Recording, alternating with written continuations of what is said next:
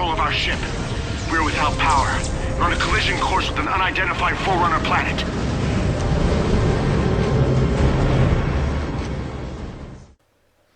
Well, it's finally here. Halo 4. First of all, I gotta be honest. I really did not like Halo Reach. I thought that game was really bad. And getting Halo 4, I was very skeptical.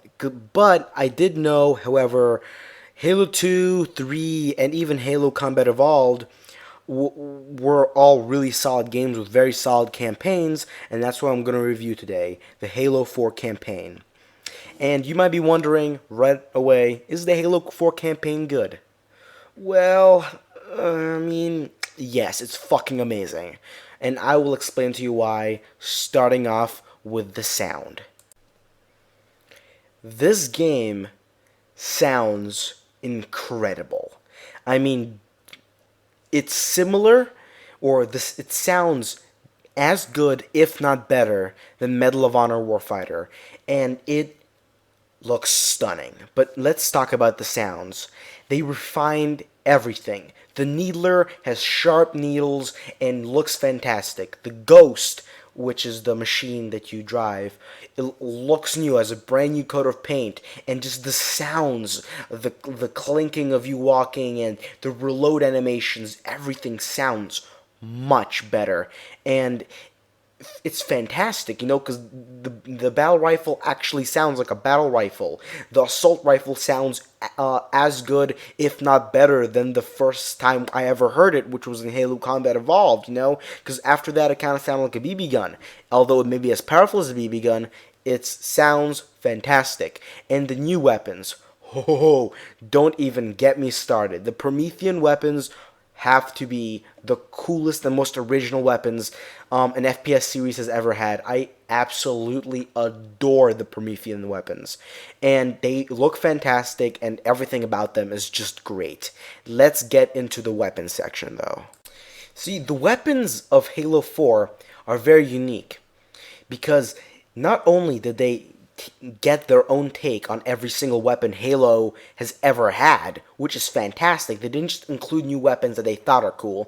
They brought back all the old weapons we love, like the battle rifle that was missing from Halo Reach. We only got the DMR. And they just brought everything back in a kerfuffle of awesomeness.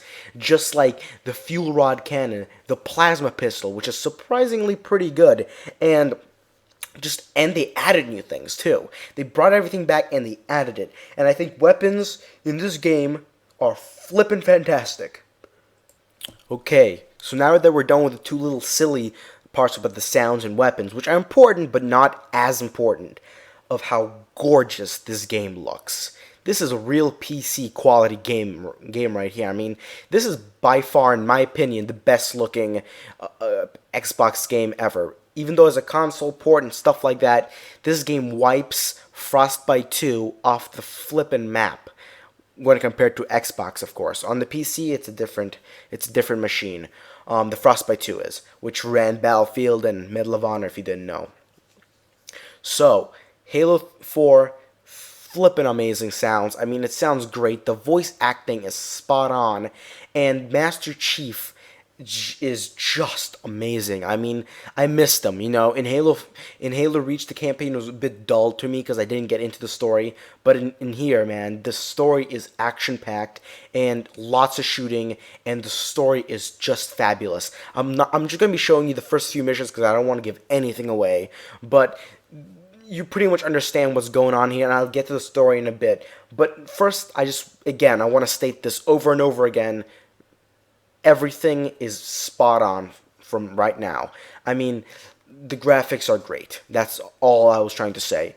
If you're getting a game for the graphics, this is your baby right here. We can portal to the planet's core from there. What? I don't know. Okay, now let's get into the really juicy stuff. What do I think of this story? First of all, it's an FPS game. Let's not expect too much. Wait, what? This story actually is good? What? In an FPS game? Yeah, you got that right. The story in this game is fucking awesome. And you might be thinking, oh, it's just another Master Chief, the humanless robot guy that walks around shooting shit and saying cool stuff, you know? Nah.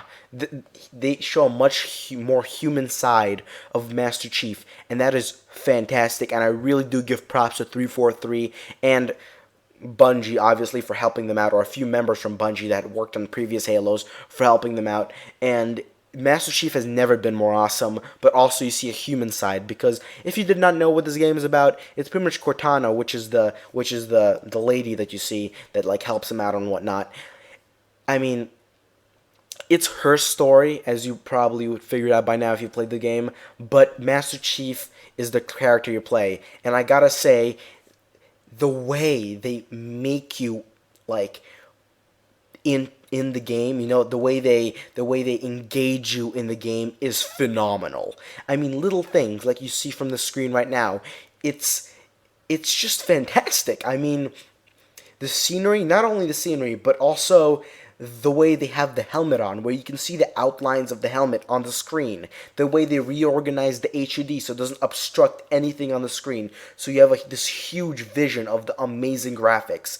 And I know this might not make you think that the story is good, but all of this makes even a lackluster story good. But this story is far from lackluster. This story is awesome.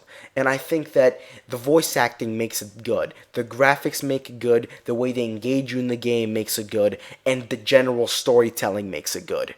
You know, and I was kind of skeptical because usually Halo is just a long level that doesn't really have much story. But the way they integrate the cinematics and the way they portray the game in this game is phenomenal, and the story really shines. It really shines. It had me at the edge of my seat, and I played this entire campaign in one sitting because my power was out from Hurricane Sandy, and it's phenomenal. I mean, the stuff they added.